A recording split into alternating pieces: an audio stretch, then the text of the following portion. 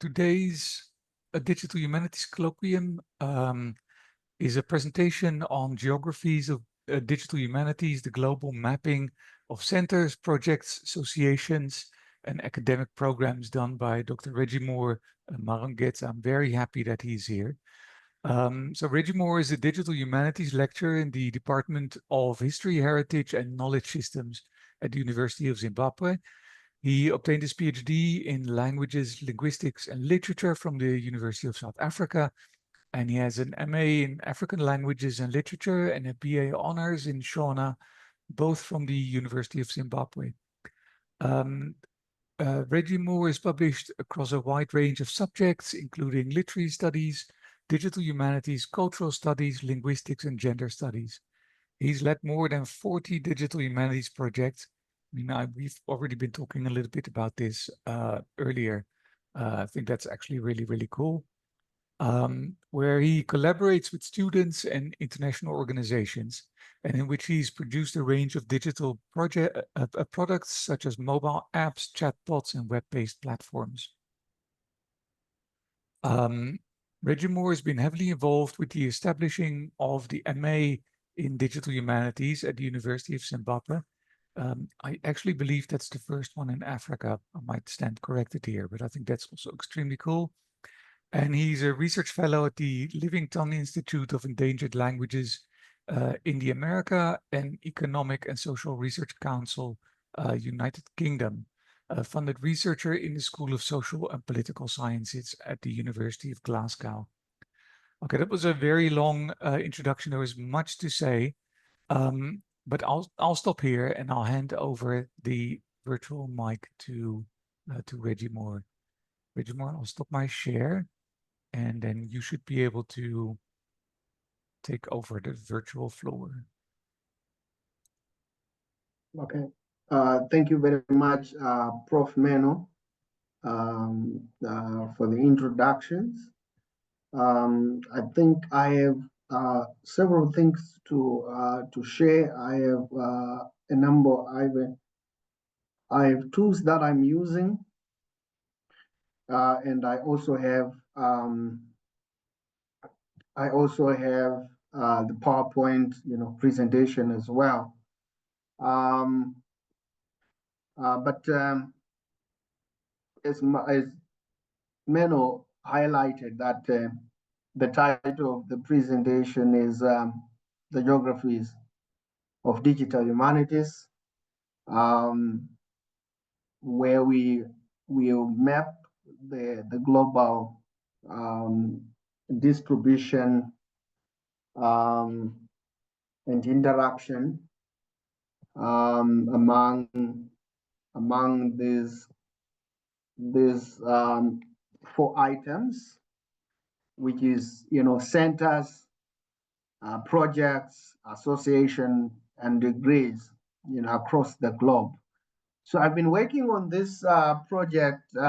It's a major project that I've been working since 2020. And I'm doing a lot of things with under this particular area, geographies of digital humanities. So maybe my start would be, to define what do I mean by geographies. By geographies, I'm talking about the description, the distribution, the interaction of digital humanities centers, projects, association, degree, the histories of this particular discipline, the definitions of this particular discipline, because digital humanities is ever, evolving, and even in terms of the definitions, they are ever also evolving.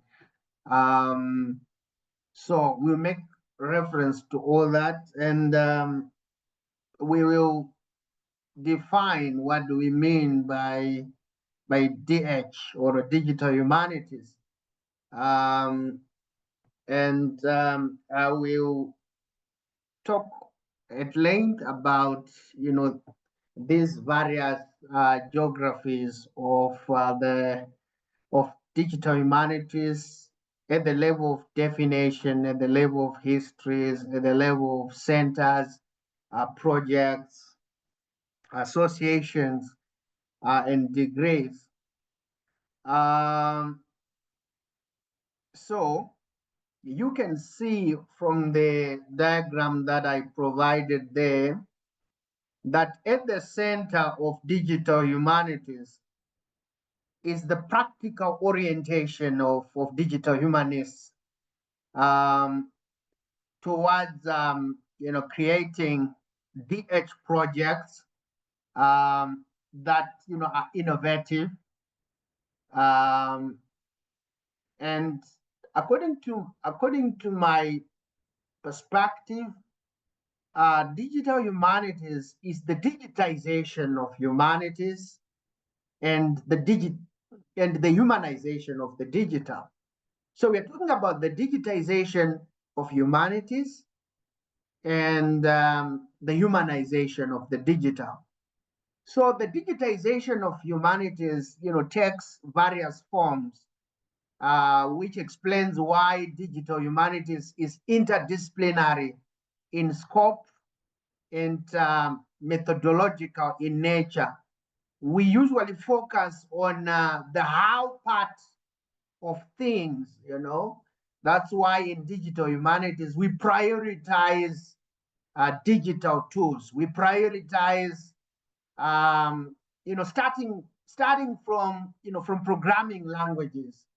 We prioritize that because the idea is to have a digital humanist as a person that can, innovate, come up with tools, digital tools, be it, softwares, applications, and so forth, for various, disciplines. So I'll emphasize more that it is interdisciplinary in scope and methodological in nature. So we are very much interested in digital methods, digital tools, and so forth.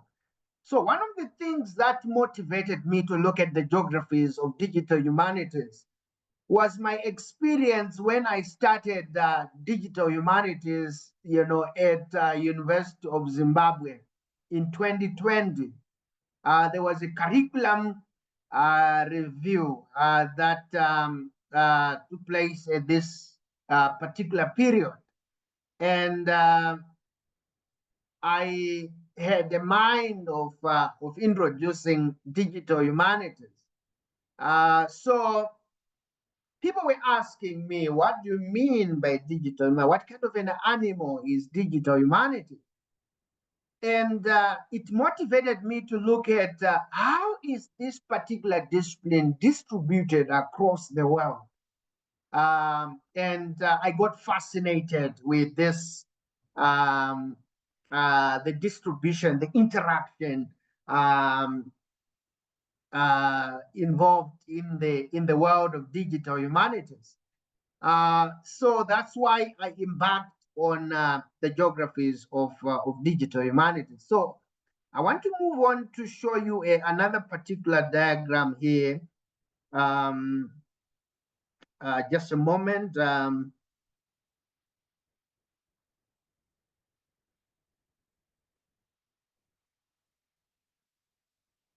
Okay. So I've been trying to to map. I hope people are seeing my screen there. I've been trying to map using various kind of tools. The various digital humanities centers, the various digital humanities, degrees, associations, and so forth. What is very disturbing is that by 2013, Africa had only 3 digital humanities centers. And that disturbed me, because I looked at other continents, like America was at the top. By 2013. It had 65, digital humanities centers. So I just asked myself, why is, why is the state like this? Why is Africa lagging behind in as far as establishing digital humanities centers? So, and I had to embark on this, and I saw that the majority of digital humanities centers, they are in Europe, in America, and Asia. But in Africa, we have very few digital humanities centers. Worse when it comes to degrees. At the moment, I can say there is 1 degree program of digital humanities in Africa. We have it here at University of Zimbabwe, MA in Digital Humanities. And I understand my colleagues in South Africa and in Nigeria, they're doing a lot, but they haven't, established a degree program. But they have digital humanities centers, which is quite commendable. We don't have that in Zimbabwe at the moment, but we have a degree program where we have just started establishing a center at Ezekiel Guti, University, which is a private university in Zimbabwe. And, they are doing great in that context. So I then want to share another form of a slide as well, just to demonstrate the state of affairs in the context of Africa.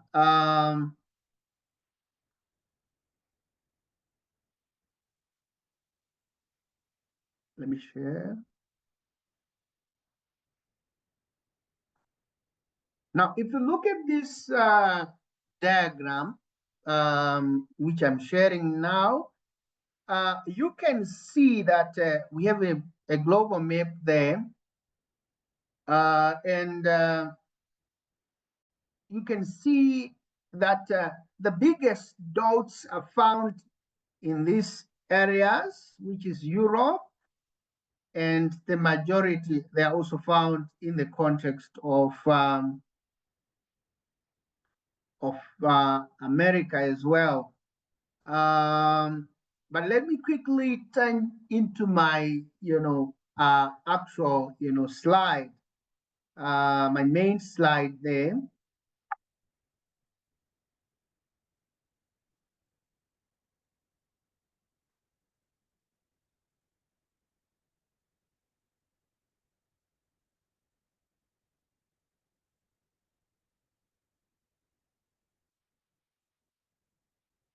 I hope people are seeing my screen there.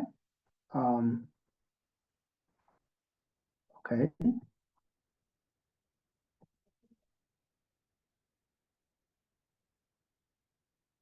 So, with that particular background that, I shared, the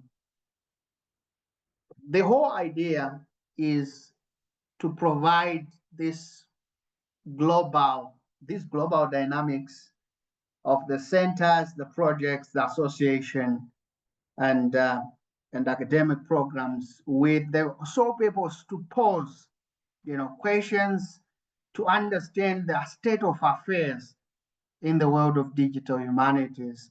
So let me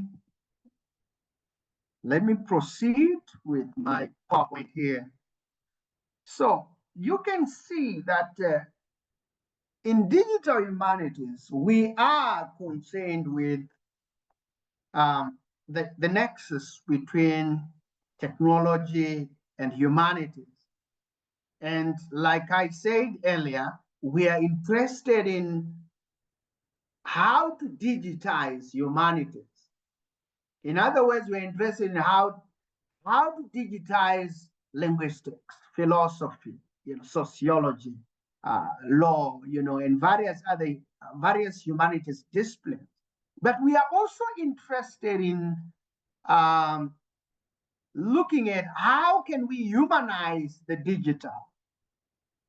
So you will find that in digital humanities, we talk about various typologies of humanities, of digital humanities.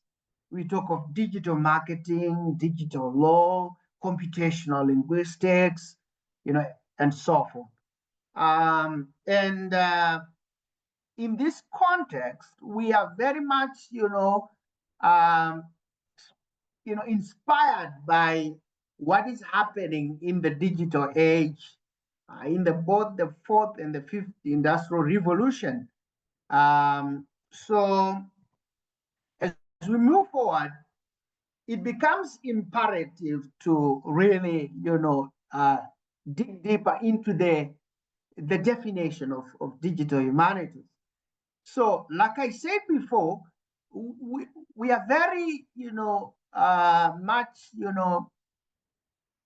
inclined to, computational tools, but we have an interdisciplinary flair, an interdisciplinary, scope as well. And in doing so, we prioritize, collaboration between, scholars in humanities and scholars as well in the natural sciences, particularly in computational sciences. We usually collaborate together in order to produce tools for various disciplines. So we are very much interested in digitizing text, data visualization, and a number of digitization tools. But the whole purpose is to create, knowledge, new knowledge through digital means. So, when you look at the historical emergence of this discipline starting in the 1940s, it's very important that we understand that this discipline has been influenced by technology and the internet, the advancement in technology and internet, and we have seen a wide range in terms of a wide array of methodologies and collaborative practices that has happened over the years in terms of shaping the discipline. So, what exactly is the importance of digital, of the geographies of digital humanities? Why can we talk about these geographies? It's important because we want to locate, to establish the location of these geographies across the world, so that we're able to locate the institutional power dynamics and access to resources as well. Because what is interesting is that for Africa, we have seen that one of the reasons that a lot of digital humanities initiatives in Africa, they may take a slow pace, is probably due to funding and various other factors that are involved. So it's important that we understand the state of affairs so that we can map, the various, interactions that are happening the collaborations across regions as well, the impact in terms of digital scholarship as well. So in terms of mapping the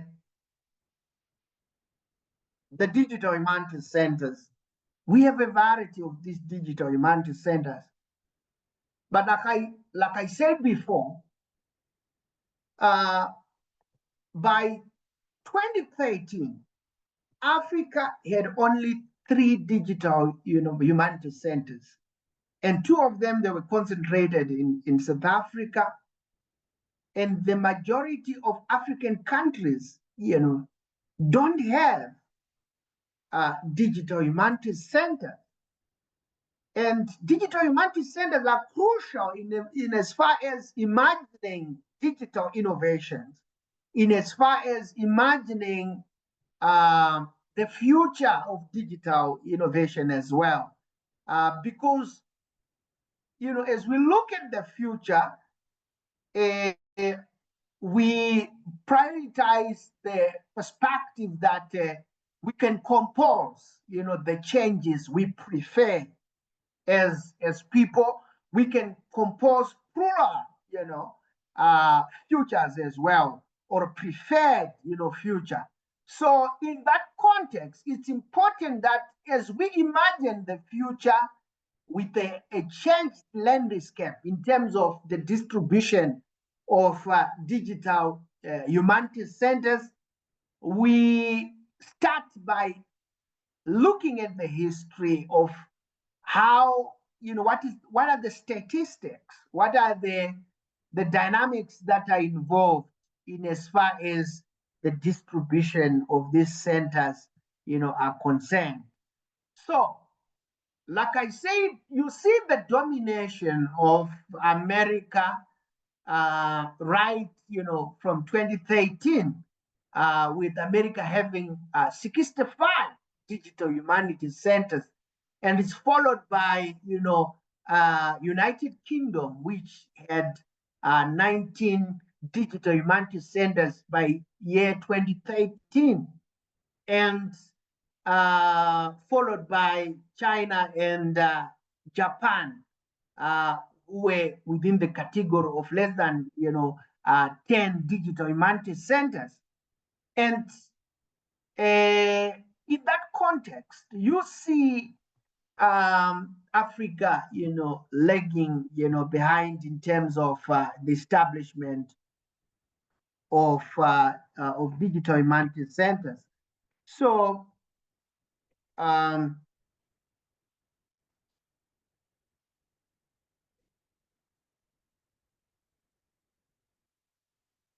yeah, so we proceed and talk about an overview of these centers, because digital humanities centers are hubs, for collaboration, research, and innovation. I'll give you an example of, the organization that, invited me, Sadela there. It's a linguistic, center, digital humanities center.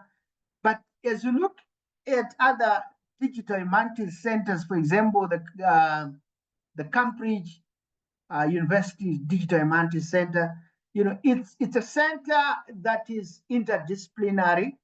Then you have others who may decide to concentrate on certain aspects of humanities, like, Sadela, which is more concerned with the digitization of languages in the context of South Africa. So it's a matter of choice. Certain digital humanities centers may concentrate on specific aspects. Then others, they are interdisciplinary in terms of their scope.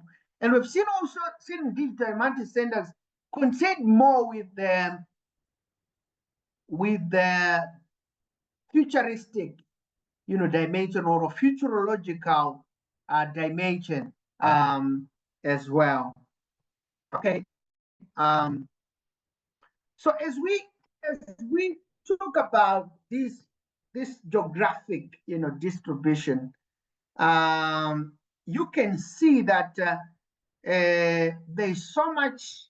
When you look at the statistic, there's so much concentration of DH centers in North America as well as Europe, and you can see an imbalance in terms of this distribution when it comes to continents like Africa and Asia, and the idea of, in fact, the questions that arise is it a matter of accessibility? Is it a matter of the social political context from which these centers, arise, or is it a matter that in Europe and America they have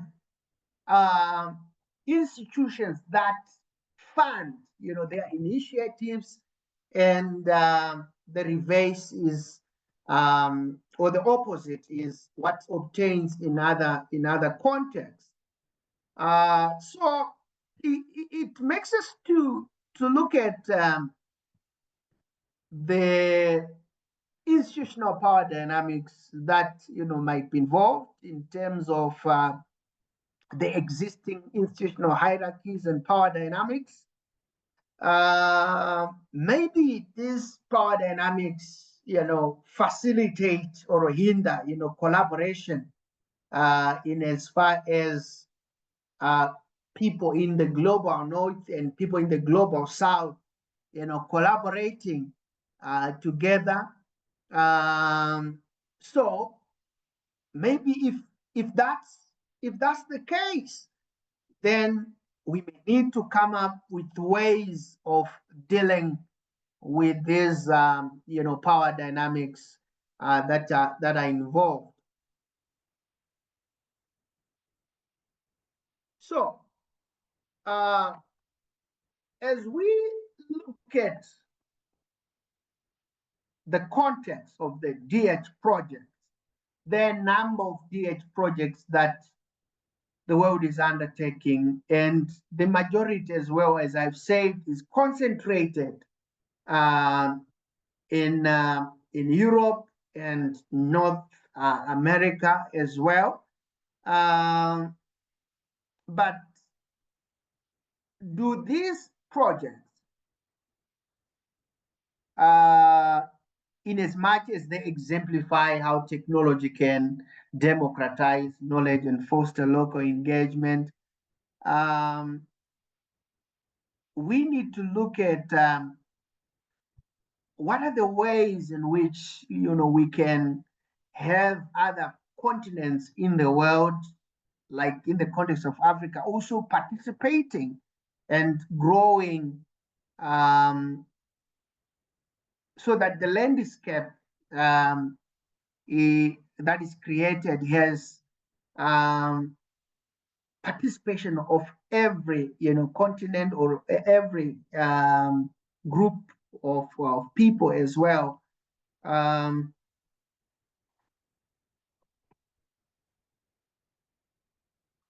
So if you look at the types of projects we have seen throughout the world, we have seen various categories of projects. If you look at some of the websites of Digital Humanities Center, they usually advertise the kind of projects that they're working on, be it in the context of digital archival, be it in the context of computational linguistics, in the context of creating large, language models, multimedia, storytelling, and so forth. You can see that the inclination is really to preserve, cultural heritage in various contexts across the world, so that people can really, the public can engage with, with the humanities in a digitized, context. So on the question of accessibility and democratization of access to this information, or to what has been produced in various contexts, is DH projects. It's important that we make most of these resources, available, freely online, because most of the projects across the world, they rely on the data sets or that would have been created. So this is one of the major challenge we have in digital humanities, in as far as you can try to work on a particular project. The moment you are not, you don't have enough data, or you don't have access to certain types of data sets, it hinders you, or it acts, as a barrier to your innovative, thinking and mind as well. So, as we think about, the various digital humanities, projects we can work on in the context of digital humanities, it's important to also look at the importance of engaging local communities. I'm thinking in the context of, for example, data sets in languages, in various other disciplines. We always need to collaborate with local communities in order to gauge the local narratives, such that the digitization dynamics becomes possible.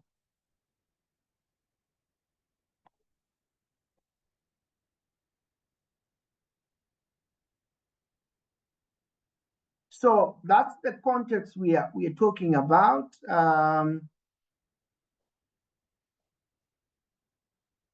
Yeah. But in terms of association, I think if you go on, in fact, if you go almost in each and every continent, then we now have various digital humanities associations. But what is the role of these associations? They are very important in as far as influencing, scholarly practice, innovation practices in various, regions of the world.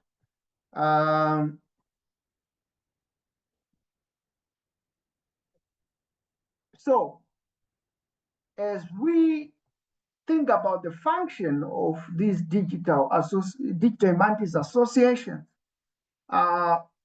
we know that they serve as platforms for networking, resource sharing, professional development, especially among DH scholars, and they are very useful in terms of facilitating collaboration, communication, and even visibility of digital humanities initiatives across the world.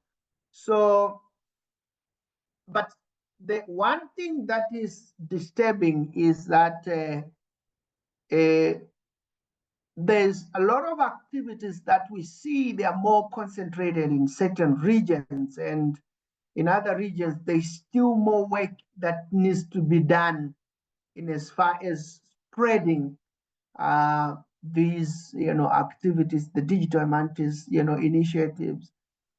So we need to invest in inclusivity and rigour as well, where we promote inclusivity, and we make sure that we also maintain scholarly rigour and fostering diverse voices. And this, lies in challenging the standards that to ensure that we have a quality without, without sidelining marginalized, perspectives as well.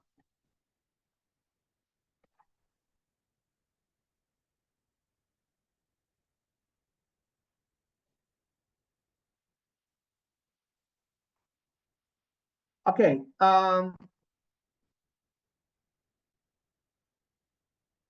Yeah, impact, on the norms and standards in associations. Yeah, usually we have the norms and standards which we establish, to guide, the best, practices and guidelines. Uh, in as far as we have these frameworks, it's important that, we not only shape the academic expectations, but we also affect how, DH projects are evaluated and supported in the digital, landscape. Then what is really the influence of digital, scholarship in the context of DH, associations? The presence of DH associations, really is a very big, impact in as far as digital scholarship is concerned, because it helps to provide resources, and promote collaborations, across institutions, and it can foster certain kind of, agendas and interdisciplinary, approaches that can really enhance, scholarship in digital humanities. So associations becomes very, very important. And if we have certain context in Africa without digital humanities association, I understand in Southern Africa, we have DASA. But what about North Africa? What about West Africa? What about East Africa? What about Central Africa? So these kind of conversations and initiatives that we need to embark on as we envision the growth of the disciplines in the context of Africa. So the other, dimension is to think around, the pedagogical approaches in DH degrees. At the University of Zimbabwe, how we have, how we crafted the degree program, we have 9 modules, and of these 9 modules, 5 of them they are practical, modules, and 3 of them they are theoretical modules, and the 9th one is the dissertation. So we have the module that concentrate more on programming, languages, and the other 4 practical modules, we have moved away from the traditional way of examining students, where students just sit down in a venue, and they're given question papers, and they begin to answer through essays and so forth.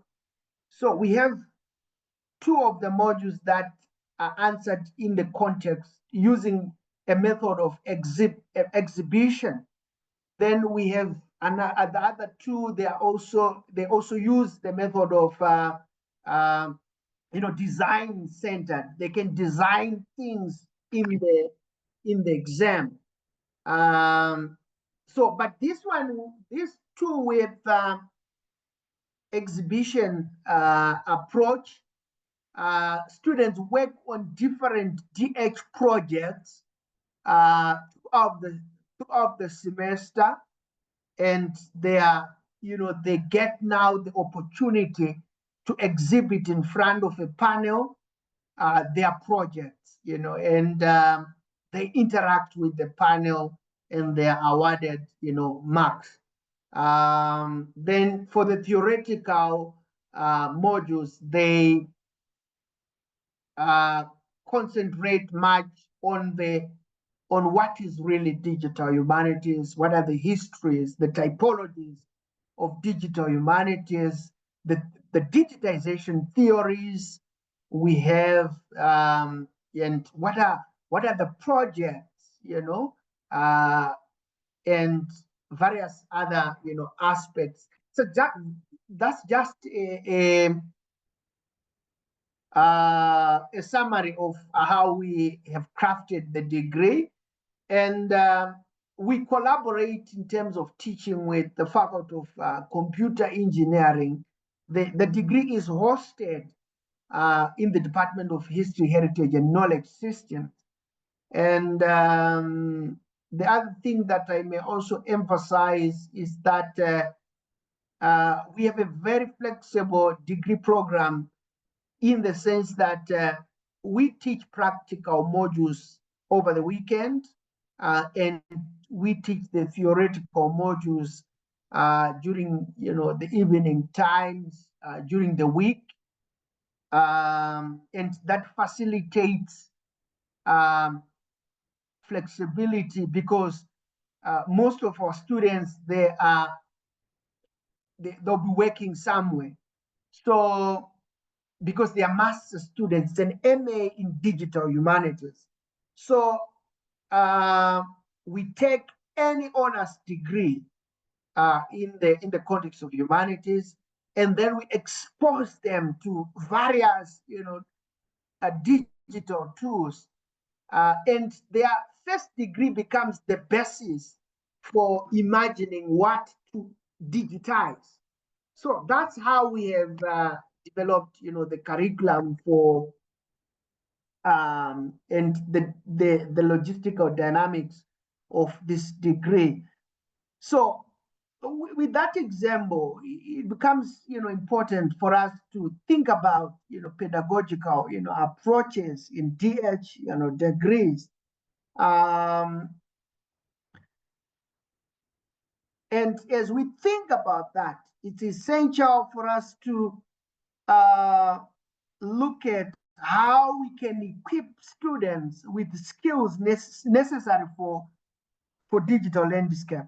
So that's why we emphasize more a variety of various categories of digital humanities, tools, digital tools, starting with programming, especially Python, R language, and web development centered, programs as well.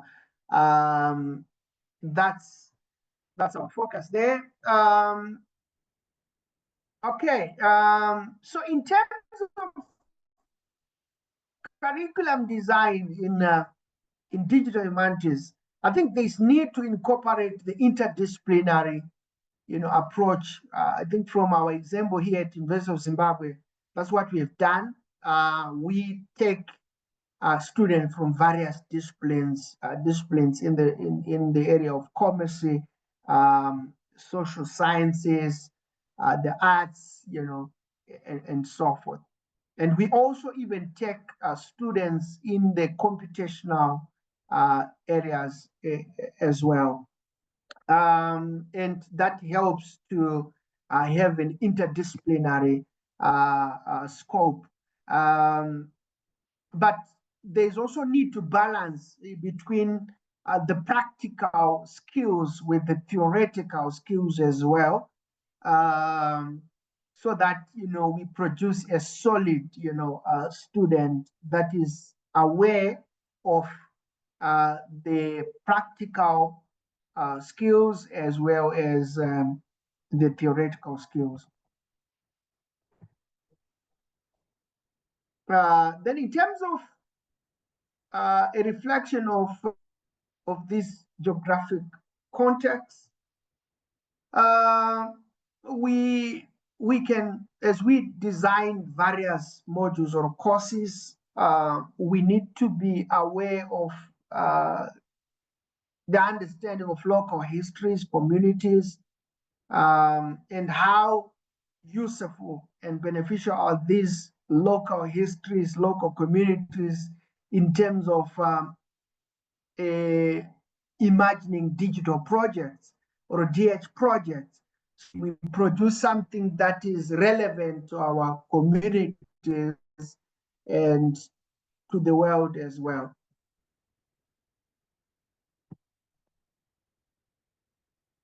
So the other dimension that we also emphasize is the need to prepare our students for digital scholarship, where they can be able to publish in digital humanities journals, and various other initiatives that can arise, where they can also get to participate in conferences, whether physical or virtual. They also need to participate in those contexts. So it's very important that as we train them with the ability to write, materials that can help them to participate in various initiatives of digital humanities.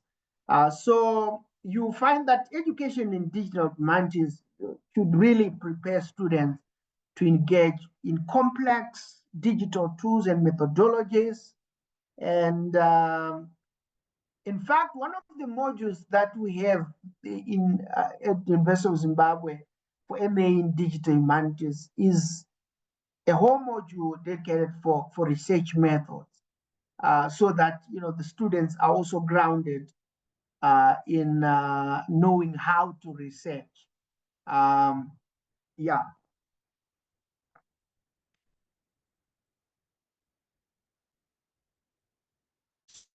So that's my presentation. As far as presenting about the geographies of digital humanities is concerned. Wonderful. Thank you so much, Reggemore. That was a very interesting presentation. I saw a few comments in the chat. I don't currently see any questions there. So if people do have questions, please share it in the chat. We still have a few minutes to discuss. If needed, we can take a little bit. At least I can take a little bit longer. I'm not sure, Reggemore, if you were available a little bit longer as well. So one of the things that actually triggered my thinking, and that was related to that master. I think it is the first master in DH in Africa at the University of Zimbabwe, but it actually made me think a little bit about what exactly are you measuring? So in the beginning, you showed digital humanities centers across the world. And then I started thinking, so how do you identify when something is a digital humanities center? Should it have digital humanities in its name, or should it be a center that has research done in the context of DH? And if that is the case, then how do we define DH? How do we measure when something is happening in DH? I'm not sure how you did that, Reggemore. Okay. I think in the context of degrees, it may not necessarily have the phrase digital humanities, but it can have other forms of description. But you can see that this is digital humanities because you can see how it feeds as a typology of digital humanities. I've been working with the Catholic University here in Zimbabwe, trying to establish a degree, but in the context of religion. And we are talking about digital religion, as a form of digital humanities, or as a typology of digital humanities. Then the other dynamic is that it's not everything that can digitize, something. that can tend to be a DH project. So there's been, there are various scholars we have written along those lines, trying to distinguish what is digital humanities and what is not. But I think the discussion remains, open to us as digital humanists, and establish what's best, suit us as well. So that's my take, Prof. Okay, thank you.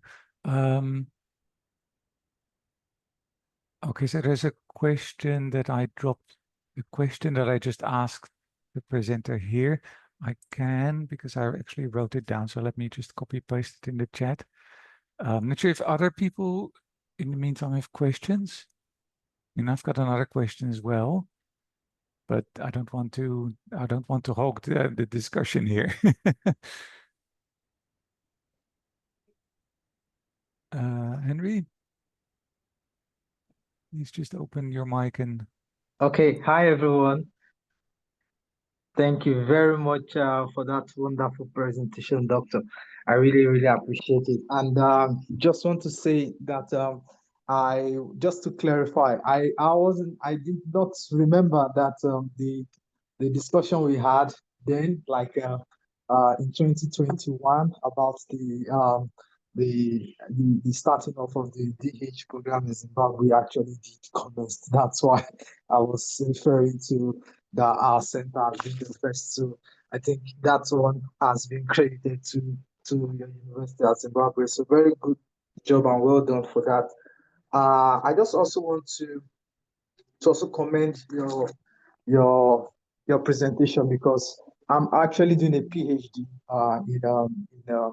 in digital humanities with major concentration in geospatial analysis, where I'm mapping literature.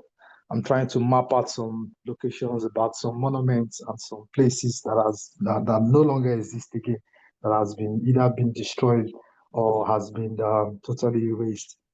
So just in form of cultural preservation and heritage, actually. So this presentation is very, very interesting to me, and I find it very interesting.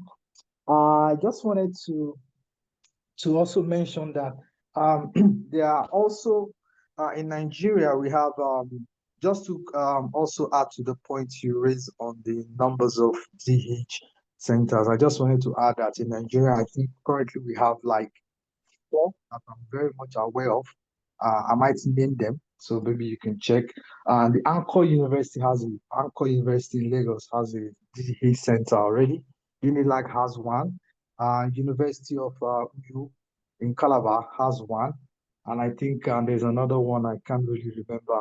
Okay, so Unilag of course has one. So yeah, so we are really doing quite a number. So sadly, we don't have a lot of centers in Nigeria or in Africa, as you've cited, but I think we are going to get there. I think we're going to get there. So that's what I'm happy about, this kind of conference or this kind of workshop seminar that is ongoing. So we're also having a lot also going on in Nigeria at the Center for Digital Humanities.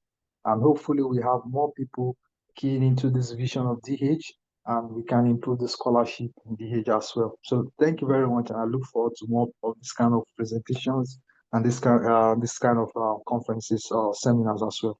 Thank you. Yeah, thank you very much, Henry, for the comments there. And I like, that you're doing a number of activities there. And I'm happy that you also mentioned the DH centers. You have established in Nigeria there, and that's commendable. And let's continue establishing more and more DH centers and degree programs in various African contexts, and that helps in as far as the growth of the disciplines in Africa is concerned. Yeah. Thanks. And I'm happy that yeah. we had conversations. We had conversations earlier on, which dated back in around 2021 with Henry. And I'm happy that he graduated with a PhD in Digital Humanities. And I'm currently working on designing a tool where on the geographies of digital humanities, where people can actually access information about these geographies. So it's still work in progress, but we now have the data set for various digital humanities centers, digital humanities degrees, digital humanities projects, you know, and so forth. So we use that data set to create such a tool. Thank you. Just quickly, before there are a few more questions, I know that we are running a little bit over time. I'm fine with that, but I do realize that if people need to leave, I can't keep them here. The recording I'll make available on the link that I provided in the chat as well. John, did you want to quickly comment on the reply? Because I know there are other questions as well. You had your hand up. No, it's okay. It's fine. No worries at all. We can have more conversations later because of our. Thank you. I Okay. understand. All right. Take Okay, care. great. So I Thanks think for organizing this event. It's really very helpful. Well done. Thank you very much. Wonderful. Thanks. I really hope that these kind of events make this kind of us building this network and sharing knowledge. Okay, there are two more questions in the chat. So one by Tatenda, how then can DH contribute to the economy and innovative drives in any setup, not disregarding the fact that the world is dynamic? Yeah, the fact that digital humanities is invention centered as well as innovative centered in terms of designing and developing digital tools. It's very important for the economy because these digital products, you know, can benefit the economy, can be sold. You know, these are products that can be sold, and the program, the degree program, also train, you know, people various digital skills which can be used by various, you know, industries as well. So at the level of the products that can come out from DH centers, that can come out from DH initiatives, you can see that that can help in terms of driving the economies in various countries. Yeah, then I also saw a question on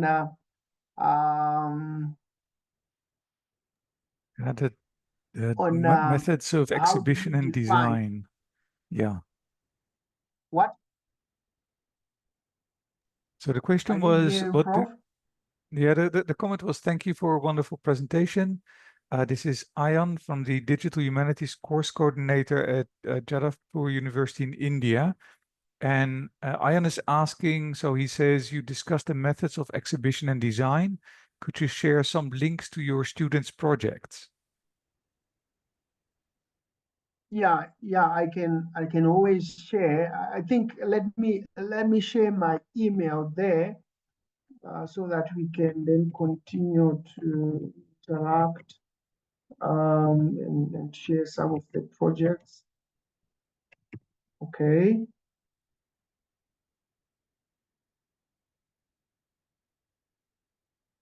Yeah, I shared my email there.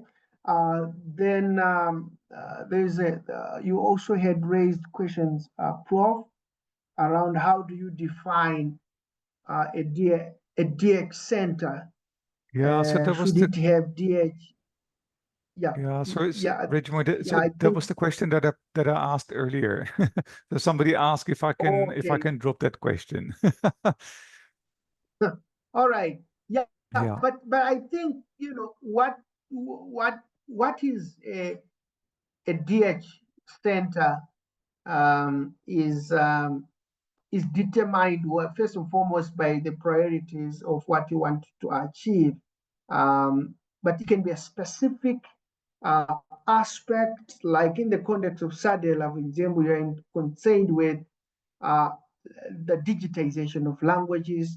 But other centers, they might be interested in interdisciplinary kind of DH projects.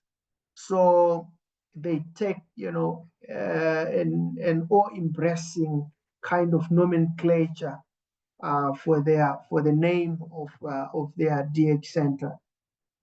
Yeah, but what is important is that a DH center is more concerned with working on DH, projects, collaborating with a number of stakeholders in order to produce digitized, projects about, humanities disciplines. Wonderful, thank you. I think I don't see any new questions in the chat, and I think we're also running a little bit over time. But thank you again, Reggemore, for a wonderful presentation. I think it really kind of makes us think about, what are we doing? What are we doing in Africa? What should we be doing? So I think there's a lot of food for thought there. So thank you again for the presentation. I really enjoyed it. Yeah, thanks. Thank you very much, Paul, for the opportunity to present. And thank you, everyone who attended this colloquium and gave time to listen to me. Yeah, thank you very much. Okay, thanks.